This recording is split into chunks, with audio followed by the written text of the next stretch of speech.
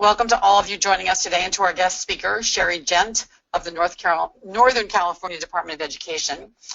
Our topic today is organization skills at school. You wouldn't be listening, and 4,000 of you wouldn't have signed up for this webinar if you didn't know that most kids need help finding school papers, keeping track of homework assignments, managing time during the school year, and organization is just a big challenge. And top of mind right now as we head into the school year. We're just so pleased today to welcome Shari Gent to advise us on how to help children get organized and stay organized during the school year. Thank you so much for being here today, Shari. Thank you. My pleasure. Our thanks also go to Time Timer, the sponsor of today's ADHD Experts webinar. Time Timer, if you don't know what it is, you have to click on their website, timetimer.com. It is the only timer that literally visually depicts time passing. And as such, it really has the potential to help the whole family stay focused and on track. So visit the Time Timer website, www.timetimer.com. And before Shari begins, let me just tell you a bit about her extremely impressive credentials. She is an education specialist, as I said, with the Northern California Department of Education. She conducts trainings in both behavior and educational strategies for ADHD students in over 300 different school districts throughout Northern California. She's the parent of a young child with ADHD, as practically everyone on this webinar is, and she serves on the editorial advisory board of ADDitude Magazine, which, if you don't know it, is the magazine of ADD, the National Advocacy Association for People with Attention Deficit Disorder, wonderful organization. She is a parent-to-teacher for CHADD and was chosen by CHADD as the Educator of the Year, So before she starts talking, let me just tell you really briefly how this works in case some of you are new. Please post your questions in the box on your screen. You can post them at any time while she's talking or afterwards. And after Shari finishes her slide presentation, she'll answer as many questions as we have time for in the hour allotted. If you have problems hearing us, and this comes up, this is an internet-based webinar, so the solution will be to dial in via your phone line. You'll see the phone number on your screen. Commonly asked question, how am I going to take notes on these slides? Can I get the slides afterwards? The answer is yes. There'll be a replay of this webinar as if you were there with the slides that you can download on the ADDitude website, additudemag.com/webinars. So if you'd like to listen to it again, if you want to download the slides and take notes, just log on to additudemag.com/webinars. With that, let me turn it over to Shari with our thanks again for being here. Hello, everyone. Once again, I'm just so delighted to be here, and thank you so much for inviting me. You know, one of the problems that we often face when we are at home with our kids and trying to get them ready for school is just locating everything that we need to have in order to get ready to go. So I don't know about all of you, but I find that it's so easy to be scattered when our kids are easily scattered as well. And so that's why I really wanted to share some of this information with you. All right, we're going to be talking about 5 overall steps that I believe will be so helpful for you in organizing your lives and that of your child's. Number 1, understand how your child now organizes materials and their thoughts. Number 2, be sure to stay cool, calm, and collect everything in one place. There's a time and a place for everything.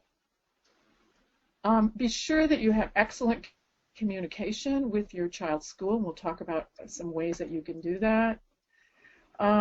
Incorporate some instruction in teaching your child not only how to tell time, but how to manage their time.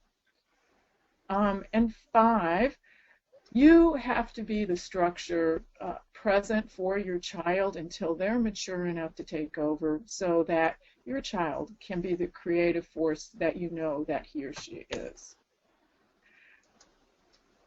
Okay, well, you know, when my son was little, I really was frustrated. I kind of looked around, and every day he didn't automatically clean up his room like I thought he probably should. And so we had to structure that into our day, and He was constantly forgetting his homework papers and leaving things all over the house, and I am not super organizer myself, so this was really a challenge to me until I realized one Halloween that when he's motivated, he really could organize things. And so when he was about 7 and he came back from trick-or-treating, I was amazed to find him in his room sorting out his Halloween candy. And there are a number of different ways that this task could be done. So one child might sort out Halloween candy by the type of candy, chocolate versus jellies, or maybe by the color. So maybe all the brown candies plus the brown chocolate plus the brown jelly bellies all go together, and the red ones and the yellow ones, or maybe by sweet versus sour, so they can choose whether they want to have sour or sweet that day. So I found my son sorting out his Halloween candy, and I realized, voila, he actually does have strategies there when he's extremely motivated. So I think that as a parent, our first job is to watch our child and know them really well. Kuchner and Moran have identified 3 different organizational styles that kids and adults can have. We're going to talk about the basic characteristics of these 3 styles. If you are interested in taking an actual survey about your child's organizational style, you can go to the link that's on the screen right here. But we're not going to go to that right now. I would suggest coming back to this webinar later and playing with that. So the first type of organizer is the visual organizer, and this is a child who really responds well to visual cues, loves color coding, can't stand clutter generally, and remembers things that they've lost in relationship to where they were last seen. And then we have the spatial organizer, who tends to be dramatic and to relate really well to movement and be sensitive to feelings in himself and others. This is the type of organizer who needs to have a totally clear space before getting started with working and needs to have everything within his or her reach. And finally, and this is a child who really remembers things that are lost in relationship to where they used them last. This is a kinesthetic kind of child. And finally, we have the sequential organizer, which I think is a little bit rarer in kids with ADHD, but many times kids that have sort of obsessive or compulsive type tendencies might be more sequential, and they do really well when they can organize in piles. However, watch out, don't touch those piles, because they need that structure in order to feel that they know what they're doing. And also, they tend to think in chronological order, and they really do well with sequential steps. They tend to think of missing items in relationship to the time they had it. Oh yeah, I had it this morning. And so these are the 3 basic types of organizers that we're going to be looking at. But I want you to remember that when you're thinking about being cool, calm, and collected and making use of your child's organizational style, there's one basic principle to keep in mind, and that is KISS. Keep it simple. So you don't want to have a lot of complicated organizational organizational strategies in your home, and you don't want to have a lot of complicated spaces. You want everything to be visually simple and very direct.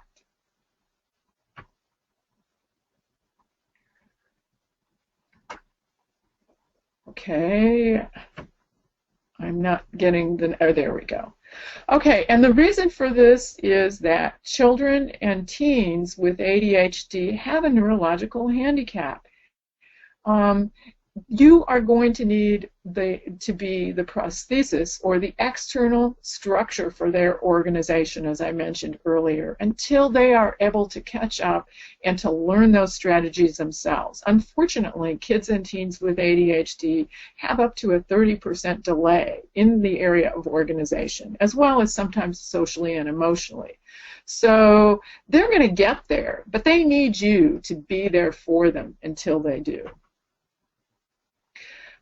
One thing to keep in mind is that it's so important to remember that your role as a parent is to have a positive relationship with your child. If you get to the point where your child's getting frustrated with working with you, or you're getting frustrated with their performance in terms of organization, and this oftentimes happens when kids begin to differentiate, like around the end of middle school and the beginning of high school, you may want to find an outside person to help with the organizational aspect of your child's homework and schoolwork, so that you can be there for him or her emotionally as a parent. Okay, I just lost the PowerPoints. Stuart? Okay, there we go. Okay, so remember, cool, calm, and collected. So you want to put things in pertinent items in one place. Create a command center. This should be at a central location where everyone spends some time during the day. This could be in the kitchen, the living room, the family room. These are all good places. So you may want to include a calendar for more than 1 month, and be sure to put everyone's event on the calendar. Maybe having 3 separate calendars for if you have 3 kids would be too confusing, so keep it simple. Many stationery stores sell wipe-off multi-month calendars. That's one option. And then make a list of things that you want to include in your command center.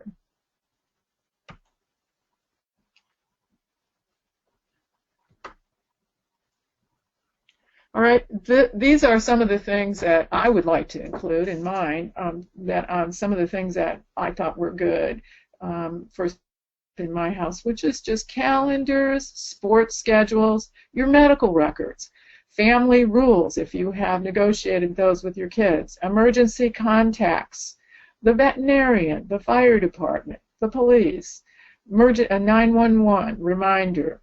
Maybe you have behavior charts or chore lists. Those are all things that are great in the command center, in your kitchen or your dining area, your den, wherever your family tends to gather.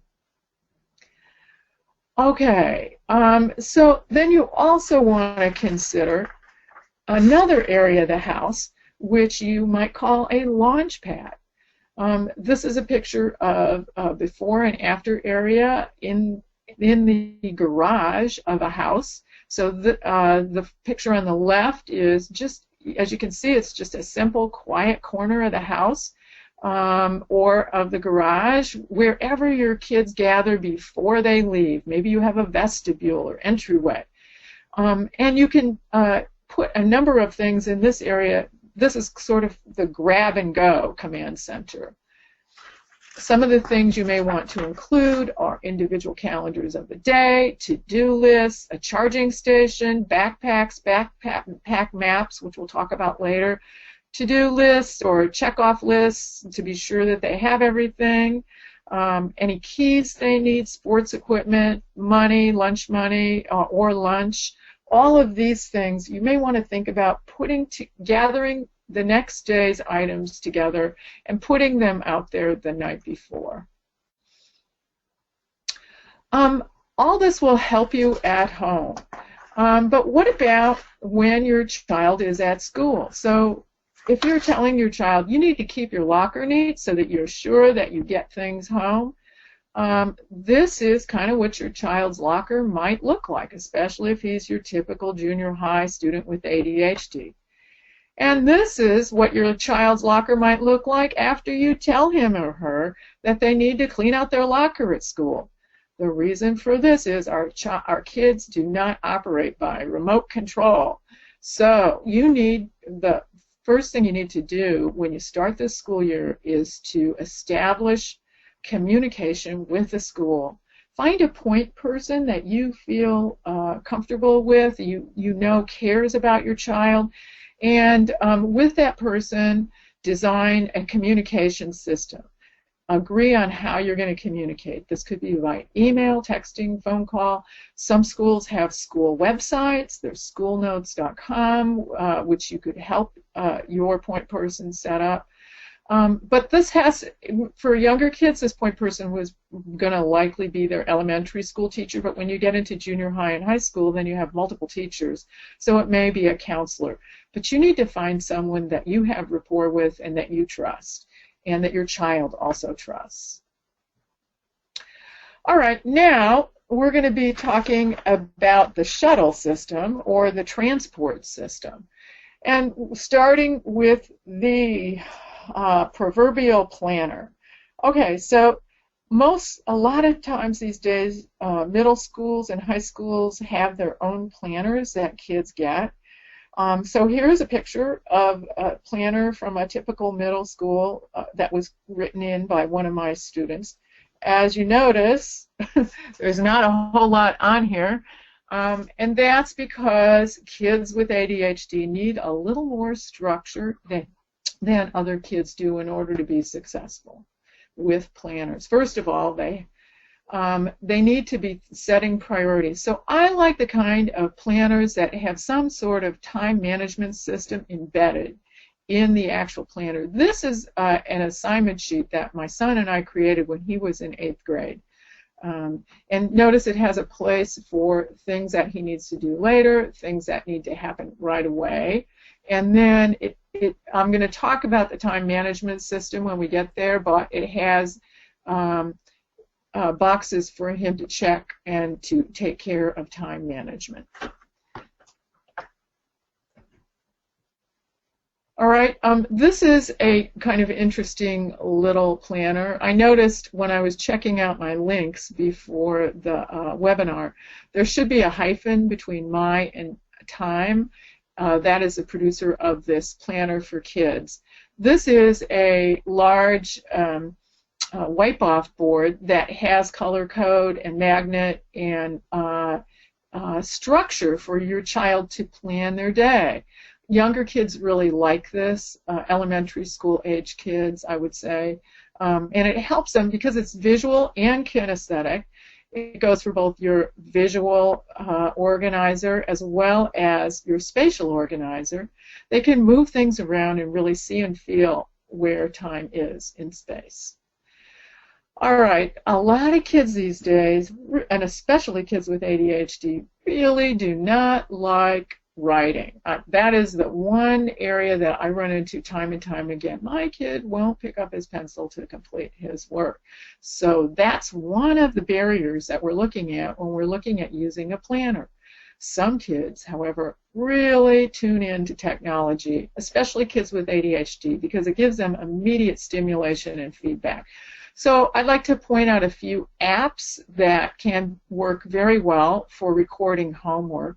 One is the My Homework app, and this is just one. There's a number of pages on My Homework app, but I wanted to share this with you because it, again, breaks up homework into upcoming, things that are due really soon, things that maybe were late, which, let's face it, our kids oftentimes have to turn in late work, and that's a whole other topic about how to arrange that with your teacher. But many times we have accommodations for late work, so it helps if your student lists it here and then giving themselves a gold star for work completed. So I really like that feature of this particular app. For your older child, and actually you can adapt this for middle school as well, there is something called the iStudies. I like iStudies Pro. It has color coding.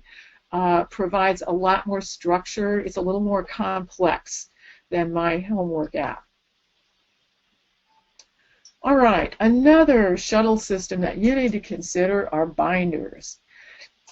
All right, binders and binder alternatives, because some kids, you may try a million binders and the binder just doesn't work. One thing that really helps with binders is to provide the type of binder that has a zipper, so that when papers get torn out, or if your child doesn't actually file the papers, at least they're inside the binder.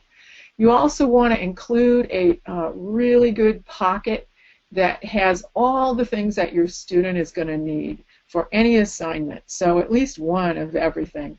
And I would advise having him do a binder check on a daily basis, especially your younger student up to about 7th or 8th grade.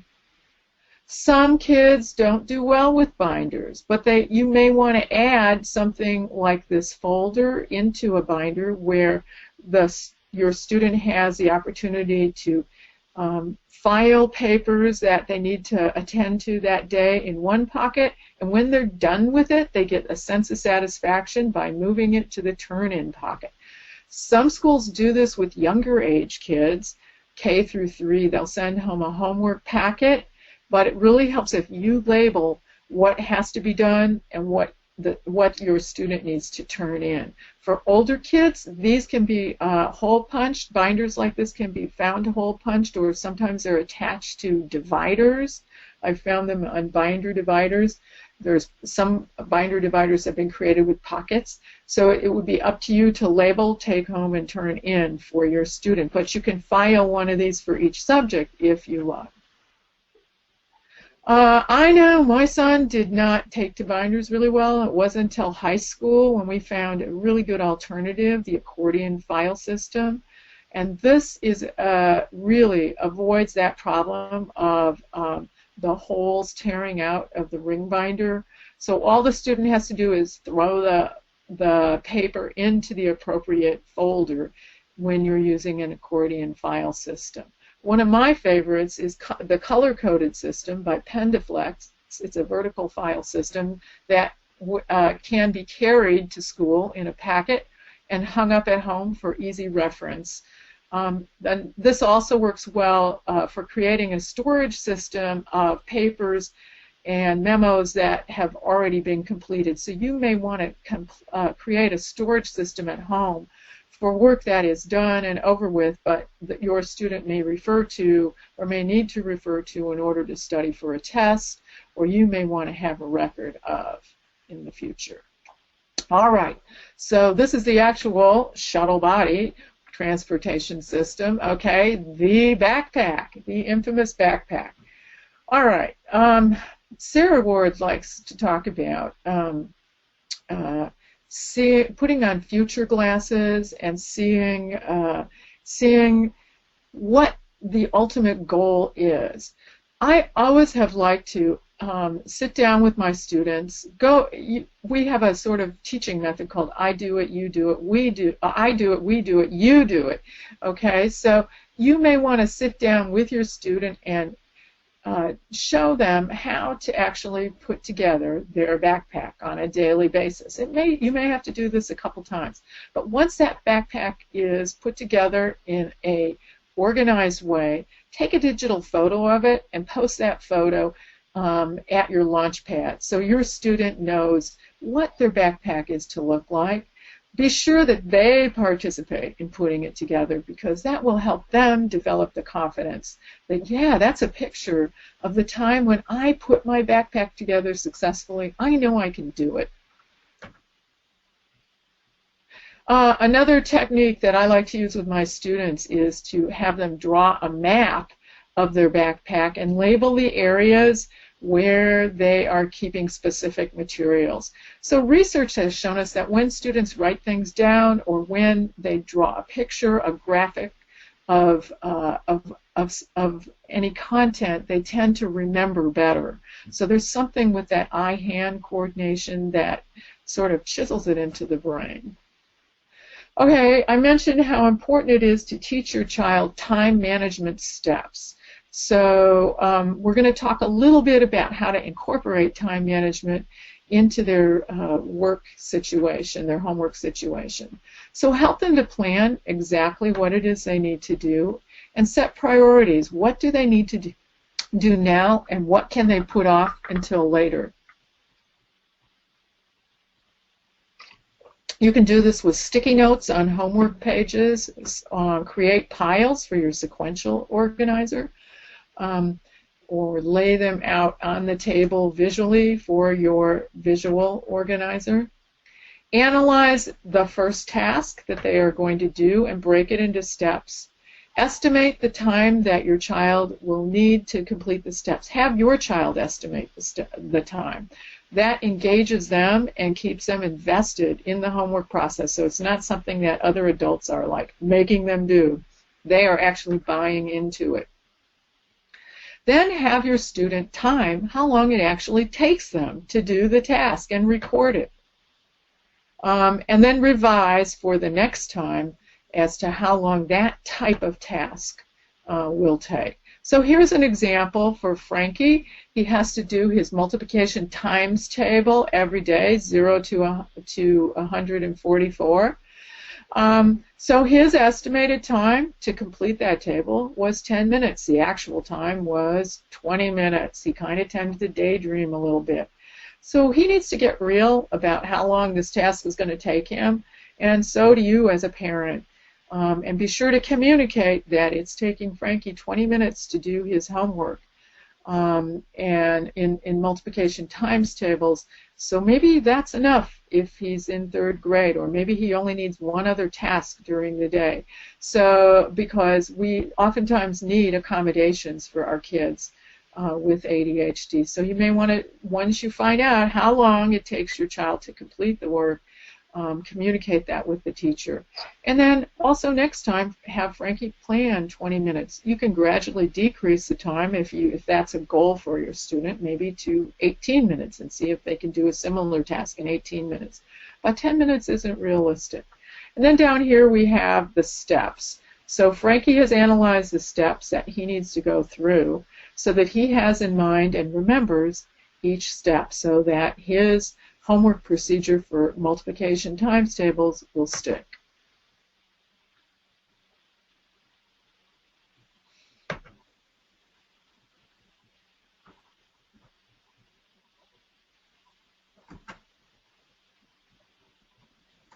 Sorry, for some reason. Oh, there we go. Okay, so these are various devices that you can use for timing your student or having your student time him or herself. Over here we have the infamous time timer, and I'm not getting anything from your sponsor for showing this. I use this all the time with my students. There is also a time timer app, and you have to kind of watch out for that, because if you happen to have a phone that turns off, you have to keep touching the screen to be sure that the time timer, the visual timer, keeps showing up. And the time timer you can set up so that there's also a signal at the end as well as a visual. This is a kind of a fun sand timer for kindergarten through grade 3 or so. For your younger age kids, you can get these sand timers in different time increments, from like half a minute to like 3 minutes. These are kind of fun because you can kind of tie it into the Wizard of Oz. There's a big time timer, or a big sand timer scene in that. Digital timers are helpful for older children, one with the caveat that they need to already have experience with the analog clock, and to really be able to use the analog clock, because they won't really get a sense of passage of time with digital timers. So that's what they need, is to understand the passage of time. In order to do that, you can use a glass-faced digital clock. This is a strategy that is actually, these little magnets are available on Cognitive Connections. And I love this idea of using an erasable marker that you can mark on a glass-faced clock the amount of time that the student projects it's going to take them to do the task. Then you place a marker in the middle, so you tell them to get started, and you'll come back and check and see how they're doing at the halfway point. All right, remember I said we need to be sort of the prosthesis for our children. We need to create an external structure, kind of an exoskeleton that supports their inner creativity. With checklists are a time and true way to do this. For younger kids and visual organizers, be sure to include pictures. Also, some of the research shows that just including pictures with kids who can also read is very valuable because it attracts their attention and it's easier for them to attend to pictures. Be sure to use short lists of no more than 4 items because you don't want to overburden your student with remembering things. Remember, working memory is often an issue for our kids with ADHD. And basically, you would laminate these. Be sure to include a picture of the final completed task and post one reminder checklist in each area of activity. So you may want to post one in the bedroom, by the bed, for a bedroom routine. This is one for a 7th grader who may take his own meds in the morning, or a high school student who may take his own meds in the morning. So, and I know that's kind of how we set it up with my son, taking the meds first and then getting dressed and making the bed. Again, just a few items that need to be accomplished. And then you might have another one in the bathroom on what they need to do, take a shower, or if they need to brush their teeth. Not all kids take a shower in the morning, whatever your morning routine is. And then another one in the kitchen. So just a few steps for each area. And then, of course, one in the launch pad. All right, again, you know, these days with the Common Core, our kids are being asked to do critical thinking, come up with ideas, relate their ideas to text references. So our kids with ADHD do much better when they have some sort of visual or concrete representation of abstract thinking because it helps them to structure their thoughts. So I wanted to share a few apps that I found very helpful to do this. Again, so your child can be creative. This is Kidspiration. This is great for younger kids because it's picture-based. But I would say it's also good through middle school and junior high, again, because it's picture-based. Then when you get to your older student, your high school student, you may want to use tools for students. This also has some charts in it for younger students. So I like this because it's very clear and simple. These are graphic organizers that your student can use and then print out when they're done. So this is a paragraph organizer. And then for older students, we have a much more complex organizer for analyzing material in text and interpreting.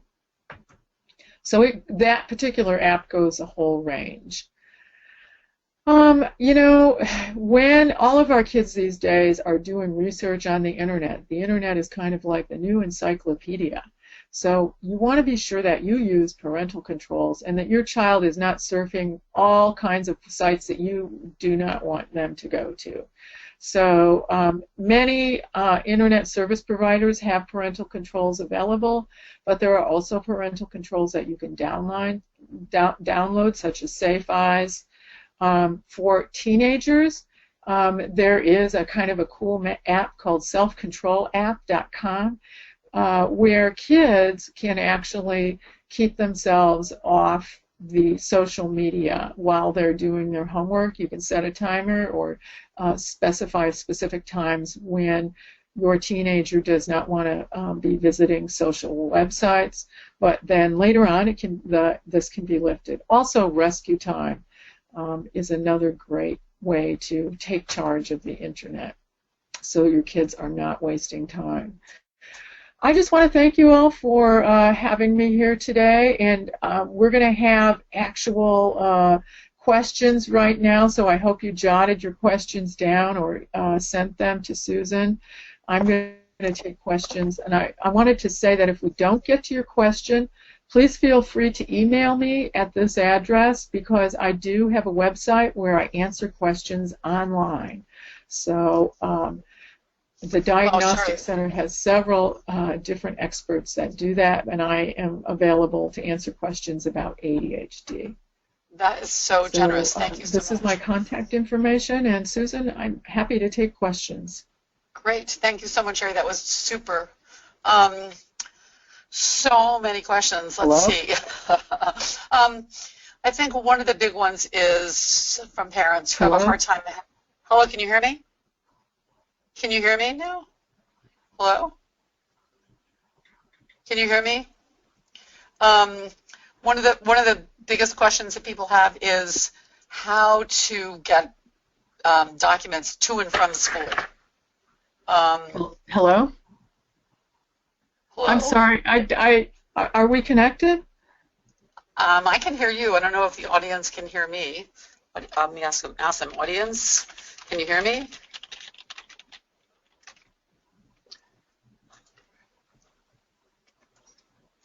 Yes, they can hear. They can hear us both. Can you hear me, Shari?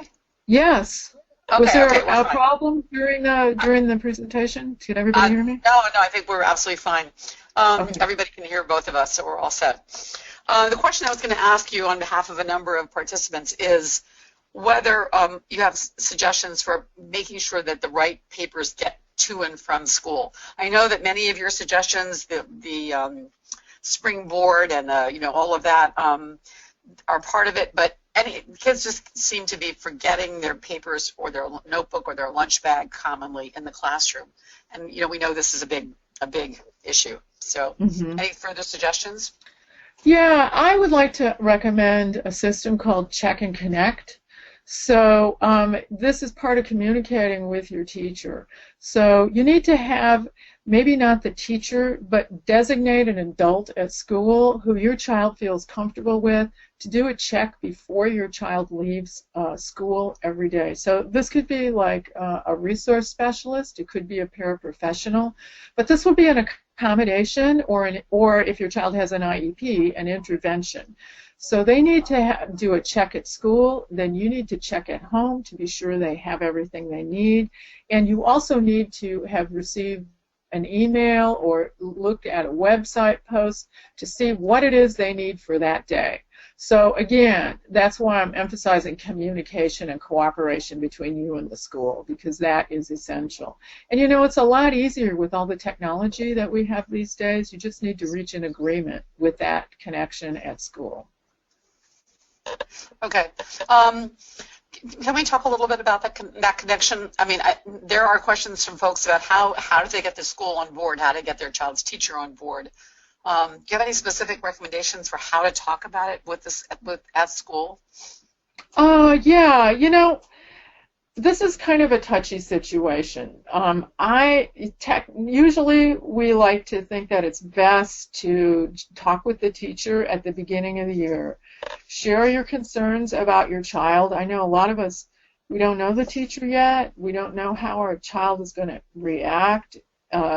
So it's sometimes tricky. But what I like to do, and what I did with my son, was put together a notebook about him and a little bit about executive function, because I find that teachers don't really understand that kids with ADHD have problems with executive function. They think either the child is lazy or they think, no offense to any teachers that are out there, but this happens quite often, that they don't understand that the reason the child doesn't complete work is that they don't have the same level of sustained attention as other kids do. So I put together or even just a sheet when your kids are younger.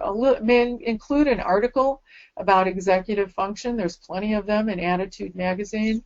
And you can just share with your teacher a little bit about what some of the weaknesses of ADHD are and what they need to be on the lookout for.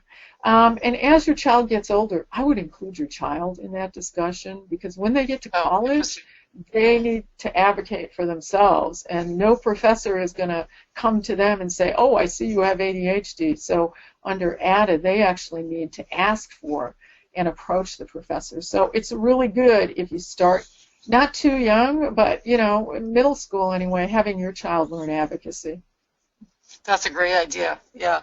And it reminds me to tell everyone that ADHD Awareness Month is coming up in October, and we're going to have a lot of tools that you can use. And, you know, Shari, you point out something that we should think about. We should provide tools for kids also that they can advocate on their own behalf. So a couple of people have said that Check and Connect has worked really well for their child in elementary school, but they're really concerned about, excuse me, about high school. Multiple teachers, multiple classes.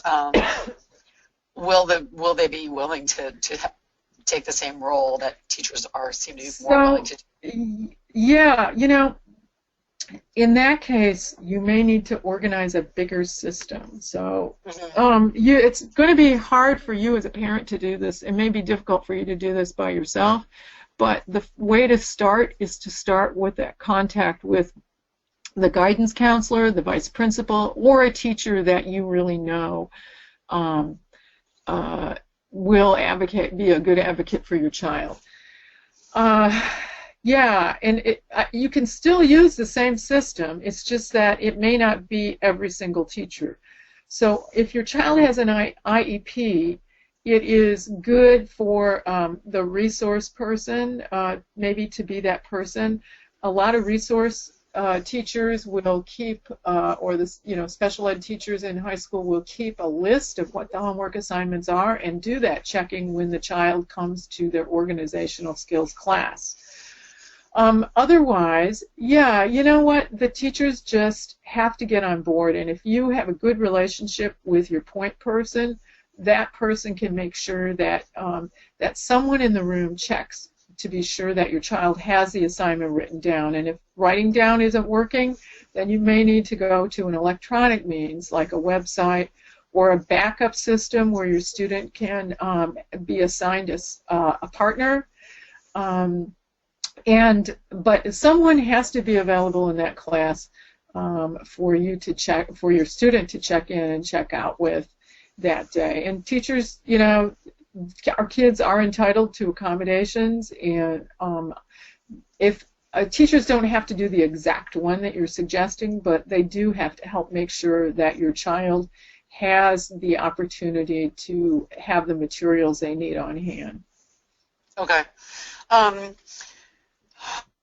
Interesting number of questions about there's a couple things here. Kids who are concerned about being different.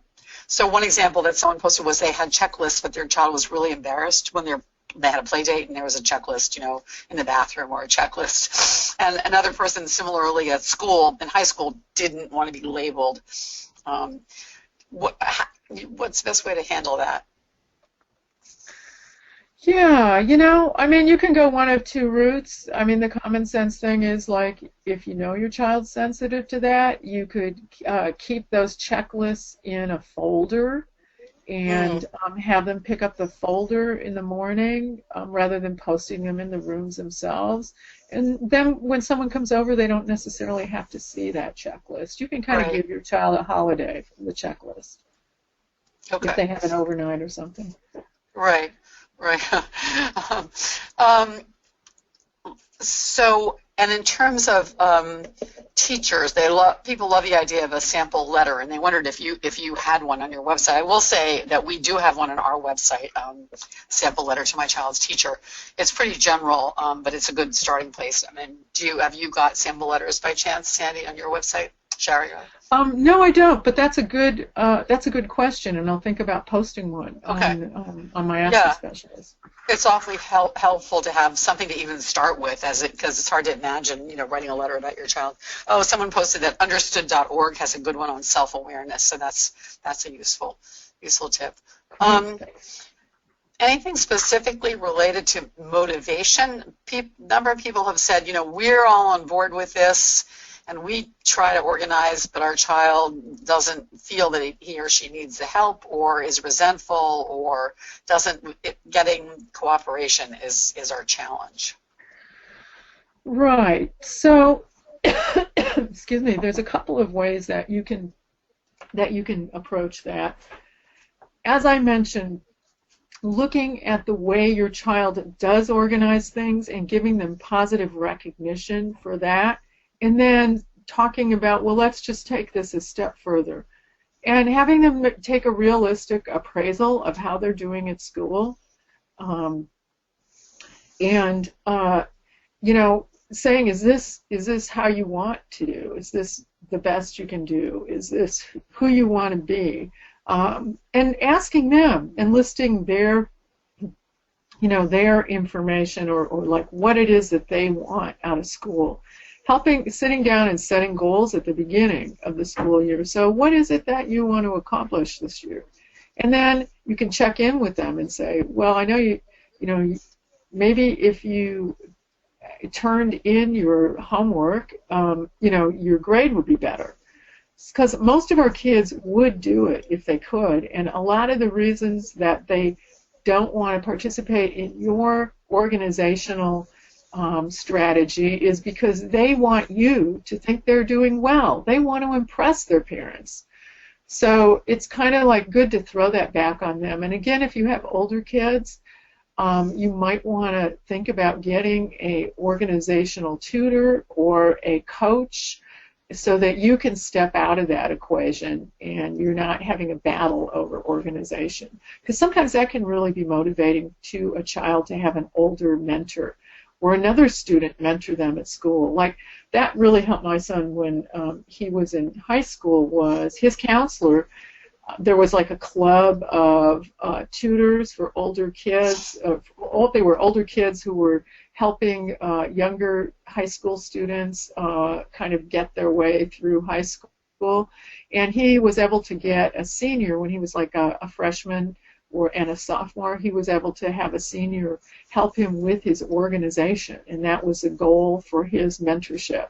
So that's another way to go. Sometimes having someone who's a little closer in age to your teen is really motivating. Like if you have a middle school student, having a high school student be a mentor for him in terms of organization can help with motivation. I think that's a great idea. I want to say that people are asking how they would find an organizational tutor, and often, I'm just going to say here in New York, on various listservs that parents are on, you oftentimes see people looking for an older high school student, and so not necessarily tremendously expensive, but and sort of, as you say, Shari, someone who the child can identify with and look up to. It's nice. Yeah, fit. A lot of times community colleges, community college students are happy to help you for a minimal fee, like sometimes $10 an hour. Right, or even less, right. Yeah. Here's a big concern that there are numerous posts about it, and it's one that we hear very frequently at ADDitude, and it's that aren't we just facilitating our children's disorganization by being so involved? That's kind of one side of it. Are we enabling this behavior? And the second side of it is, how do we step back? When it's time to step back, how do we figure out how to do that and when to do that? Yeah, that's a really excellent question. There's a real line between enabling and actually helping your child develop those skills. So I would give them periodic breaks and just kind of see how they do on their own, first of all. Okay. And also, I think engaging your child in choosing organizational strategies rather than dictating to them will also be very helpful. So if you have kind of like an organizational plan, let's try this for the first quarter and see how it goes, and or try it for the second quarter, say they didn't do too well the first quarter, and see how it goes, and then if it goes well, great, then maybe next time you can take on some of this yourself. So you can take little periodic breaks. You can also just cut back on how much you're doing in incremental amounts. So maybe every day you're helping your child check his or her backpack. So the next week you only help them 4 days out of the week. And then the next week you only help them 3 days out of the week. It's a little bit to keep track of, but you gradually kind of fade what you're doing.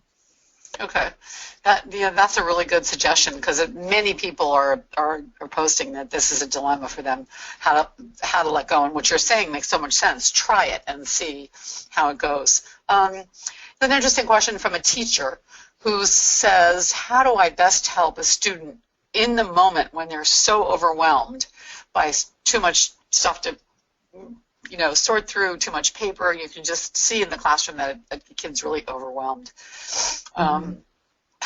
What should I do, she says, to help an overwhelmed student in the moment? Welcome, teachers, by the way. Yeah. Yeah. I think the key here is to just to stop, because take a little break. Even if it's a 2-second break, take 3 deep breaths, and then verbalize maybe like what's the most important thing to get done first. Okay. Yeah, that's a really good idea. So to help them come up with priorities. So a bunch of people, by the way, posted in response to that last discussion that they don't believe we're enabling our children, that we're helping them. It's not harmful, and it's sort of supporting one another and being involved in their children's organizational. Questions about college and late teens. Do you have some organizational suggestions for that age group? Well, I included a few in this training. I think the thing is that you want to begin to get them ready to launch, because when they do go to college, they're going to need to do this often on their own. Also, you need to, when you're looking at colleges, evaluate how much support your child needs. So there are some colleges that have a very intensive level of support, and then there's some colleges that they may have like a study center where your child can, unfortunately they often call them disability center, where your child can go and get assistance.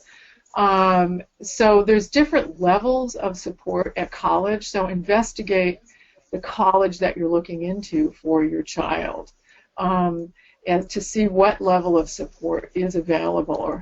And then again, I think self-advocacy is so important for older age teenagers, because they need to be aware of their strengths and weaknesses and how they can get what they need when they do go to college. So yeah, a lot of the same basic principles hold, except that I hope that by the time your child is a junior or a senior, they're beginning to integrate some of those strategies. And they may not be fully independent at that point, but hopefully they don't need you to sit next to them, because when they get to college, it may be difficult for them to have you sitting right next to them. But again, there are study centers, so. True. Yeah, I think you said the key thing, at least in my experience with my daughter, was having her be used to reaching out and asking for help, so that if the services were available, and they were at her college, that she felt comfortable to seek them out. So the key thing somehow is to, I guess, and any thoughts you have on this, be welcome, make our kids feel comfortable that this is a good skill to ask for help, not something that you need to be ashamed of. Right. Yeah, I think it is a life skill, and even kids without ADHD need to know when Absolutely. and how to ask for help. Yep. I guess finally, we're using these school organization skills in daily life, whether that be doing homework, starting homework, scheduling dinner, cleanup, bedtime. Any ways to integrate these organization skills throughout the day? Well, using a planner of some sort, and having, when your child uses the planner, whether it's an app, whether it's a assignment sheet, whatever, have the full day, or even on the wipe-off calendar, have the full day available on that time planning sheet, so that you have not only before school activities, but after school activities. So if your student goes to clubs after school, or has chorus practice or football practice, that is actually on the calendar. There are watches available, like Watchminder, and other types of watches that help your student, that will actually give your student reminders. In this day and age, I find that our phones are are actually our personal reminder devices. So you can help your older students set up times on the calendar and have reminders so that they remember what they need to do at that time. I think that's probably the best tool for older kids. Yeah, that makes sense. Before we close, can you tell me again that there's a number of people who'd like to know, again, where they should go to figure out what kind of organizer what kind of visual or spatial organization skills work for their child? Well, it's on the PowerPoint. Or is that link too long? It's on the PowerPoint. Okay. Yeah, it's like the third slide in, I think. Okay. All right, everyone. This is so much information here. I know you're all asking about the slides, and they will be on the ADDitude website, additudemag.com/webinars. You can download them there, and filled with great information. We'll also have a replay of this webinar if you want to listen to it again, or if you missed a part of it. It will be there. Shari, you're just a fountain of knowledge. I'm just very grateful for your time. Well, thank you very much for having me. And thank to all the participants for their wonderful questions. I always love questions. Yeah. Yeah, really great. And thanks to Time Timer, who wants me to remind you that they also have an app. So as you mentioned, Shari. We have some wonderful webinars coming up. Chris Dendy, who's fabulous on ADHD behavior in the classroom. Secondly, Randy Coleman coming back on screen time limits, Minecraft, just a subject of huge concern to many parents. So check additudemag.com/webinars for our announcements of our upcoming webinars. And don't forget our podcasts in iTunes as well, where you can listen to the same material. Shari, thank you again so much. Okay, thank you for having me. Bye, everyone. Bye.